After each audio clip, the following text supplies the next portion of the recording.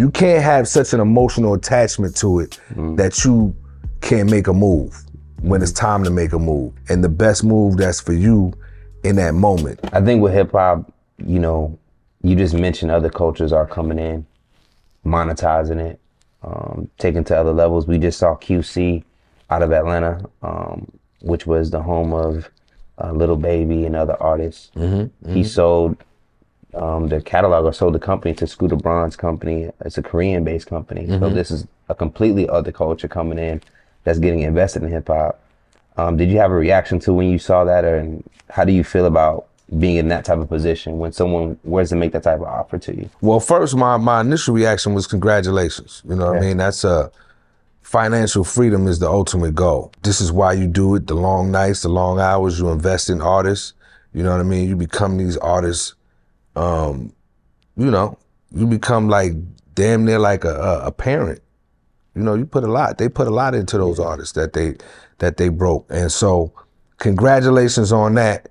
As far as who buys it and who sells it and whatever the case may be, you know, this is a global market. We on this planet all together. So it's not like we can just buy and sell to each other all the time. It's gonna be other people that come in with the bag, and you know, if it's a good financial move, do it. I love what Russell Simmons said, you know, they're a black-owned company.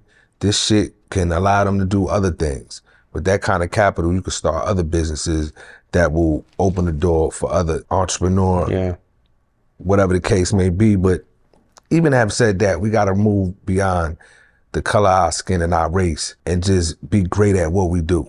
You know what I mean? For so long, you know, we wear our race and our color like a heavy coat sometime, and it's just skin. You know what I'm saying? At the end of the day, we do bullshit to each other just as much as other races do. So remove that and just do business and do good business, and you can reach your goals and be successful. I want to kind of continue to touch on this because I think, you know, you represent a legacy. You're attached to a legacy. And I had an opposing view on this take, because I did think that, you know, we scream for generational wealth, but every time we kind of get an opportunity, it does seem like we get the bag, just to be blunt. And I think that me being a business owner, I definitely strive to, like, you know, continue to have ownership, whether it's myself or someone that I trust, because I can kind of control the flow of business and opportunities.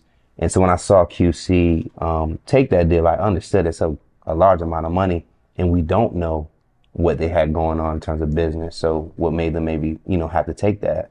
But I was kind of more like, I guess, disappointed that it seems that people can just come in at any time they want and just buy us out. So have you had any times when people try to make an offer to you and you had to, like, say no to, or how do you handle that? Well, let me first say that you right too. You know what I'm saying? It's not like you wrong and they right, or they right and you wrong. Every situation is different, and you got to be able to judge it objectively. You know what I'm saying? And just know what you would do. I have people that I fuck with very closely that is always preaching, don't sell. Don't sell nothing. Own it. Keep it for as long as you can. Pass it down. And I understand that as well. You know what I mean? And so I really just feel like there's space for both opinions, both ideologies, and all business moves to work. You just got to do what works best for you. Now, to answer your question, there have been deals that, you know what I mean, we've done as a group, solo, whatever the case may be, whether it's publishing, rights to this, rights to that. And, you know, you got to look at it. You can't have such an emotional attachment to it that you can't make a move when it's time to make a move. And the best move that's for you in that moment. That's what being an adult is about. That's what being a grown fucking man is about. Making those tough decisions in that moment and being able to live with whatever decision you make. You know what I'm saying? Like, look, this is the decision I made. Is, you know, because at the end of the day, this is, and when I mean not an emotional attachment, you look at it like property, real estate. You know what I mean? If you got a you got a piece of real estate that you got to move or you can hold on to. You're not gonna get all emotional about it. You're gonna make the best decision for you at that moment. And you got to do it like that in this music business again, because it's music business, not music emotions. Yeah. A great man told me that early in my career. Okay. Was this a great man that we know? You might know him, Steve Lobel. Yes, I heard of it. Yes, Steve is out here still. What is his moniker? We working. Yeah. Yeah, very active. Yeah. Even hearing that, you know, it's a thing of one is that we are striving at so many different levels and trying to maintain ownership, and I think we just naturally want to see us stand firm on what's ours. That's kind of where I'm at. Like, it's great to be able to say this is ours, and I can pass it down to my children, and they can pass it down to theirs. And I think that's where I guess the conflict is, because you mentioned this too, of like they'll have opportunities with the 200 million to do other business. I think it's 300. Yeah, 100 million is too much to just not. Sorry to the people listening to this. 300 million. And to get 300 million, you know, offer. Some people feel that was a low ball though for that whole catalog of artists. There's an argument there. Yeah. There's an argument there. You know what I mean? But at the end of the day, I'll give you an example. David Geffen, we all know who that is. Had Geffen Records, great artist, built the label up, you know what I mean? Worldwide status. David Geffen did a move where he sold his interest in Geffen Records and then went on to start the shit he did, I forget the name, but they got into animated movies, DreamWorks. Got you. You know what I mean? And that went to a whole nother level.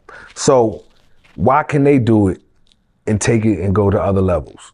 He didn't care who he sold it to. Right. You know what I mean? He just did business. That's it. That's what it's about. It ain't artists struggle with that attachment that you mentioned. We're very emotional people. Absolutely. Absolutely. We allow our emotions to cloud our judgment almost every step of the way, because we are highly emotional people. Yeah. You know what I mean? And you know, we just gotta learn, man, that when you doing business, I just feel like it's very, very little room for emotions when you're doing business. The emotions come when you're creating the art. Right. And that's hard though, because that's why I think some black artists have got screwed over in the past, because they're busy creating art, and then someone that don't look like us will come in, or somebody no even look emotion. like us. Somebody even look like us. Yeah. Knows how to master their emotion. Be right there smiling. Yeah, exactly whatever you think. 100%.